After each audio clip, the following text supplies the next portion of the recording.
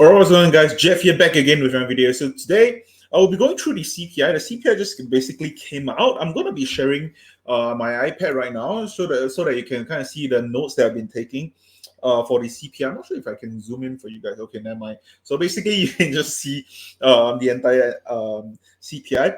So first of all, we hit 0.8%. According to the consensus, because on the street the consensus was 0.7% to 0.8%. Personally, I thought that we'll go all the way to 0.9 or even 1% or so. My own estimate was 0.8 all the way to 1%, which, clearly I hit it on the spot at 0.8%, which means that the year over year will be 7.9%. If you want to see my whole entire explanation of why I actually thought that we will hit 0.8%, you can check it out on my Instagram page, where I actually posted my story earlier today. But anyway, let's go through the entire thing today. First of all, let me just go through it in this way so you guys can kind of see what I'm looking at right here. Okay, actually I can just do the highlighted. All right, so the guess. Oh, hold on, that's not it. Yeah, okay. So the gasoline index rose 6.6% in February, almost a third of all the item monthly increases. So for people who still do not understand that when I say that the oil prices that actually went sky high for the past few weeks or so, it does not really affect this current CPI report, because this CPI report is for February, not for March, because the prices that we actually saw sky high was actually started all the way from the 25th of February all the way to the current day. Okay, so from 25th February, basically the 6.6% that we actually see in February, a little bit of that was actually contributed by the whole invasion by Russia into Ukraine. Of course, the things that we'll probably see a lot more happening in March, where the CPI report basically come out in April for that.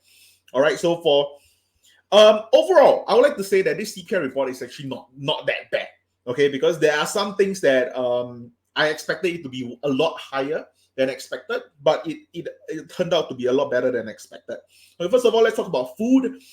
Food increased by 1% in February. Personally speaking, I think that's all right. 1%. For inflation, I would imagine that to be some form of a disinflation, aka lower of inflation but not deflation. So I like that a lot. Energy sector going up by 3.5% over here. Oh, hold on. Energy index rose by 3.5% in February, which same thing again, like I said before, I think is due to the whole Russia-Ukraine. Although it's only the last 5 days, it does affect the CPI to a certain extent. Let's see. Let's go down to the graphs where we actually talk about most of the things. All right. Over here, the next one. All right. So over here, you can see this is basically all the food item. Okay, so for all the food item here, all of them right here, I actually take those that are actually a lot higher than what I think it should be, such as your biscuits. This is the sweet rolls, coffee cakes, breakfast breakfast sausage, ham, pork chop, frankfurters, chicken, fresh fish, seafood, and all this. These are on the food section side of things. Okay, for all the food, your milk, your dairy, the fruits and vegetable. For the fruits and vegetable, the one that actually continuously going up is actually the citrus fruits and the oranges, including tangerines. When this was actually up in January, I actually said that there is a possibility that this is due to the whole Chinese New Year sort of thing. People are buying a lot of oranges, but even until February, I guess I can kind of understand that if we go all the way to February, it's still possible for that to be the case, because Chinese New Year kind of went all the way through, and I do think that there is a good enough amount of Chinese in the US for them to actually increase the CPI for citrus fruits in general. So I don't doubt that to be the case. So that could still be a possibility. However, something that I do want to take into account, there is a possibility for us to really look at, would be in the following CPI that we do see in the next month. Citrus fruits, oranges, including tangerine, should have a deflationary trend downwards, so that should be good. Let's see. Okay, over here, these are the things that you should really be taking note of. All right, so over here, I'm just gonna be circling this up for you guys. So over here, you can see energy sector. Okay, the energy sector is the one that we really want to take note of. Over here, all of them are all up, clearly because of the whole Russia-Ukraine situation. I do like to take a note of the energy sector a lot because of how, basically the current, especially post-pandemic, people really care about the energy sector a lot. So that's one way for us to really see the inflationary pressure on the energy sector. Okay, the second thing that I really want to look at would be over at the household furnishing and supplies. The floor coverings, window coverings, the living room furniture, whatever it is. This is super duper important for us as well. The reason is because we want to see the inflation that's happening for housing prices, because the thing that the more people buy houses, the more this actually happens. And since CPI don't really show us housing prices, rental prices and such, so another way that we can actually kind of foresee such thing happening would most likely be from your household furnishing, people who are doing renovation, interior design and such. So people who are buying furniture, linens, floor coverings, window coverings, I don't care. Okay, these are very, very important because the things that usually we can see them continuously going up. Okay, so over here you can see the floor covering and window covering, usually they continuously go up. And for this time, I think that the window covering actually went down by 5.5%, a deflationary trend, something that we haven't been seeing in a long time. As you can see, they actually went all the way to 11.2% increment. Okay, so this is of course into also into the whole real estate bubble that is kind of going on. People are having a very, very tight real estate demand at the moment. So because more people are getting into the real estate market in US, of course, when you buy more houses, you have to do a lot more repairs, your floor covering, your window covering, your linens, your furnitures and such. Very, very normal stuff for you to get into. All right, the next up, things that people would have to care about. Okay, but before I actually talk about that, something I really thought it was quite interesting is that watches and jewelry is also down.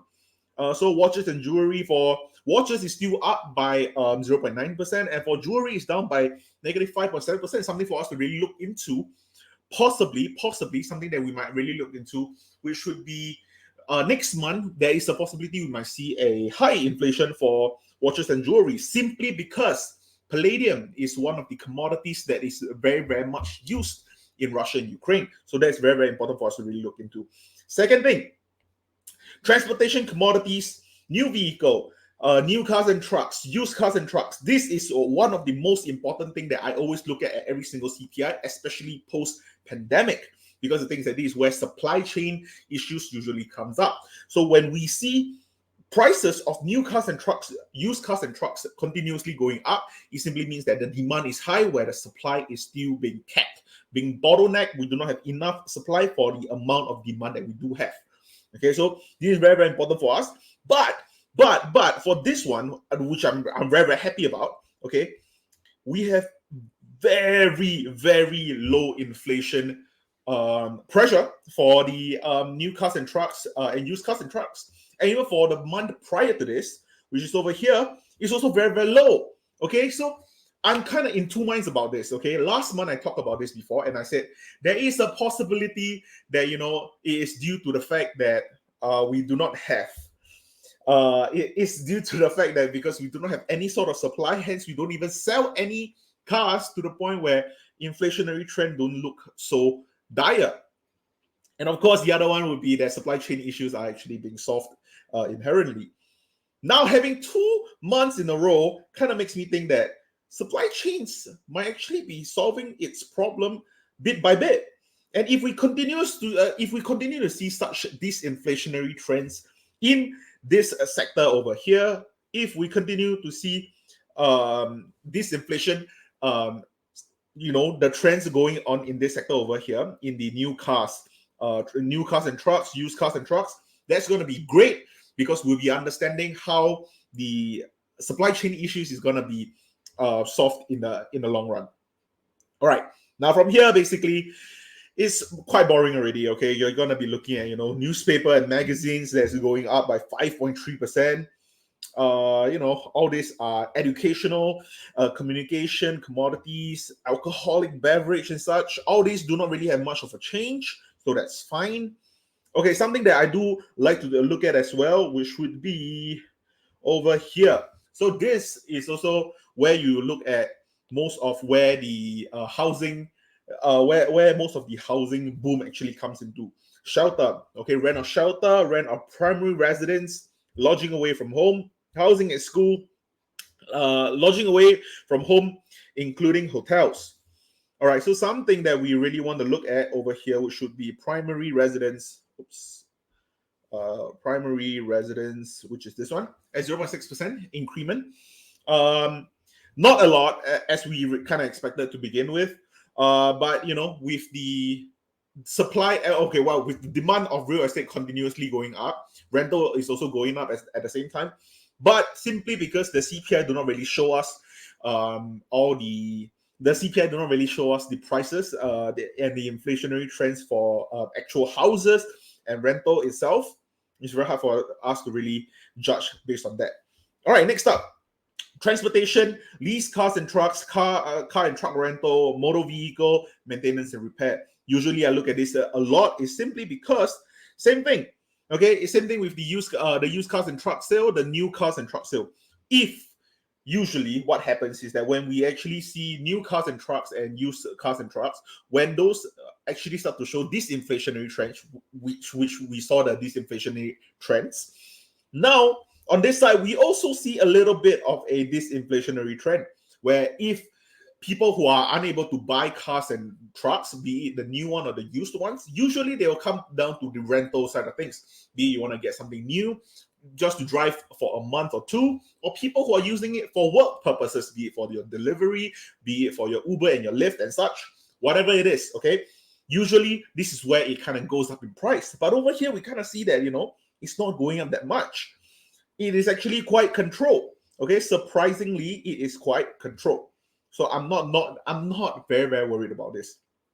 Now, for the next important part where I usually like to talk about as well, public transportation, which includes your airline fares, your ship fare, the intra-city transportation. Usually, this is for me to really look at how the pandemic is really working out. Are people really traveling as much? Are people willing to go out of the city as much? Are people willing to just get out more? This shows the recovery of the entire nation, which is why it's very, very important to me. Okay, so over here you can see that public transportation and airline fares are going up.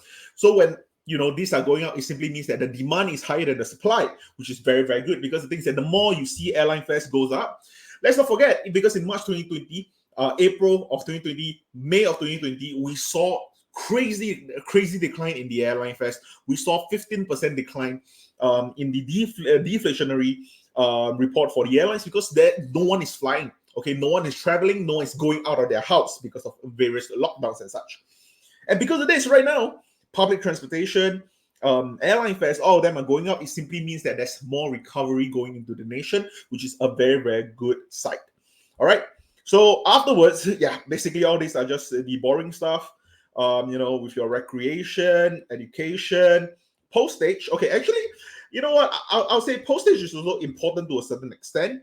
But at the same time, over here, you can see that there's not much inflationary pressure over here. So I'm not that worried per se. All right. Afterwards, of course, you can say your legal services, funeral services, laundry, dry cleaning, whatever it is. None of them are showing insane numbers for the inflationary report. So it's very, very fair for us to actually assume that most of this inflation actually came from the energy itself, okay, which is right here. Almost a third of all items monthly increase. Okay, so simply put it, okay, oil prices, energy prices in general actually took up 33% of whatever inflation that we are seeing today, which is why I would like to assume that today the market will likely be doing a little bit better, because for CNBC, I think that they actually have the estimate for 0.8%. So according to them, it hit their consensus, and I think that it should be fine. Although I do think that Fox News is actually under the consensus that we are under a 0.7%, which means it's technically a miss per se. But yeah, we'll never know. We'll see how the market actually go. But right now, it is about almost 10 p.m. right now. Let's go through with all the simple things. All right, with SPY is currently down 1.2%. Bitcoin is down 7% from yesterday's ridiculous high. Ethereum down 6%. Let's look at Terra Luna down 4%. Decentraland Mana down 5%. All right, now look at the VIX. The VIX is up 3% at about 33 points or so, which is I mean, like at this point, you know, VIX being at the 30 points doesn't really surprise me anymore. So, all right, the QQQ is down 1.5%. So yeah, I think that the market is probably not that worried about this CPI per se. I think that everyone is quite satisfied with this release. But of course, you know, this could definitely be better. You know, of course, all of us are hoping for at least 0.6, 0.5, but it doesn't really matter, okay? I said it before and I'll say it again. We have to look out for next month, which is March inflation data, and April and May. These 3 months will most likely be the one where we actually get a huge sucker punch, because that's where the actual oil prices will be coming in. Okay, we'll start to see actual $130 per barrel WTI crude oil coming into the CPI. We'll suddenly see like 10% increase, a 20% increase in the energy prices, and that is what will be soaring our inflation rate to come. So yeah, that's kind of my concern at the moment for the next month or so, which is why I might be moving a little bit of my assets around just to see if I can try to time the market a little bit. But there's also a good chance that I might just not time the market at all, just so that I can just keep it in there and I'll see how it goes from there. But anyway, right now, if I'm looking at the market throughout, it's about a 2% on the downside throughout the entire board. Other than a few unicorns where you can see that they are just jumping incredible high. And by incredible high, I do mean like 3% or 4% with Amazon. And for lows, we are looking at like 20%, 12%. Okay, on the Build Bear, it's down 21%. Coupang is down 12%. JD.com down 10%. Pinduoduo is down 7%. Yeah, back Marathon, anything to do with your crypto is all down about 6 to 7% or so. So yeah, that's kind of all that I have for this CPI update. Thank you guys so much for watching, and I will see you guys tomorrow.